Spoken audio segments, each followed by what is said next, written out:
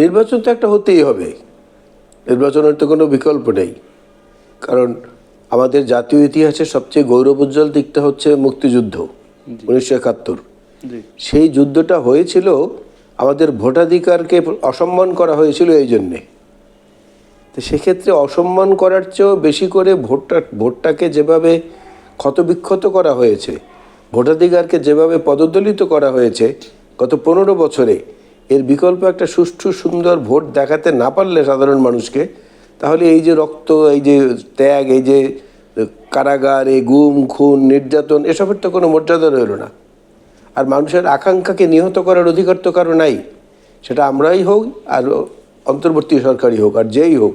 সাধারণ মানুষই হচ্ছে সব জিনিসের মূল লক্ষ্য এবং গন্তব্য, ওখানটা যেতেই হবে।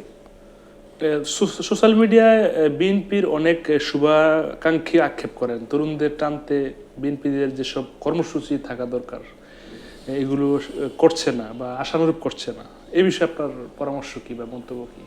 না, এইটা যদি থাকতে পারে বিচ্ছিন্নভাবে, কিন্তু আমার মন্তব্য হচ্ছে যে বিএনপির যদি তরুণ প্রজন্ম আকৃষ্ট নাই হতো, তাহলে শহীদ জিয়াউর রহমান থেকে বেগম খালেদা জিয়া, বেগম খালেদা জিয়া থেকে তারেক রহমান থেকে আবার পরবর্তীতে হয়তো আরও অন্য কোনো তরুণ নেতৃত্ব, আরও কম বয়সী নেতৃত্ব আসতে পারে। এটা তো চলমান, তো উদাহরণ তো সামনেই আমাদের রয়েছে। সেখানে তরুণদেরকে আকৃষ্ট করার জন্যই তো আমরা এই প্রজন্ম থেকে প্রজন্মতে আমাদের নেতৃত্বটাকে নিয়ে আসতে সক্ষম হয়েছি এবং তারা সফলতার সঙ্গে দায়িত্ব পালন করছেন।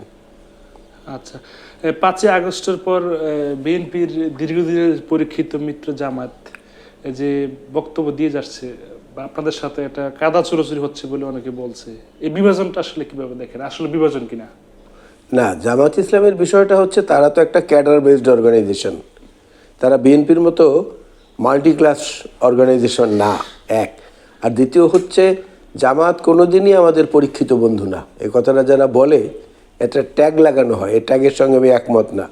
এই জামাত ইসলামী জাতীয় সংসদ থেকে 11 মাস আগে পদত্যাগ করে জাতীয় পার্টি এবং আওয়ামী লীগের সঙ্গে হেন কোনো সহিংস আন্দোলন নাই যা না করেছে বিএনপিকে ক্ষমতা থেকে সরানোর জন্যে।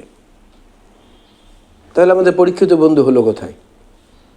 1991-96-তে তারা এটা করেছে না, ওই মেয়াদের সময় তত্ত্বাবধায়ক সরকার নিয়ে। তারপর তত্ত্বাবধায়ক সরকার আমরা দিলাম, যেভাবেই হোক আমরা দিয়েছি, সেই সংসদটাও বৈধ। তারপরেও জামাতকে আবার দেখেছি সর্বশেষ এই আগস্ট বিপ্লবের পরে দেখলাম যে শিবির বের হচ্ছে, সে ছাত্রলীগের নাম পরিচয় ব্যবহার করে রাজনীতি করতো বিশ্ববিদ্যালয়ে। তারপরে আবার হ্যাঁ, এখন এই সময় হাসিনারা বলে, শেখ হাসিনারা বলে আবার শিবিরের নাম ব্যবহার করে, আবার ছাত্রলীগের নাম ব্যবহার করে শিবিরের রাজনীতি করতো অন্যান্য অনেকগুলো বিশ্ববিদ্যালয়। এমন খবর তো আমরা সংবাদ মাধ্যমেই দেখেছি। তো পরীক্ষিত বন্ধুর সংজ্ঞার মধ্যেও তো এটা পড়ে না।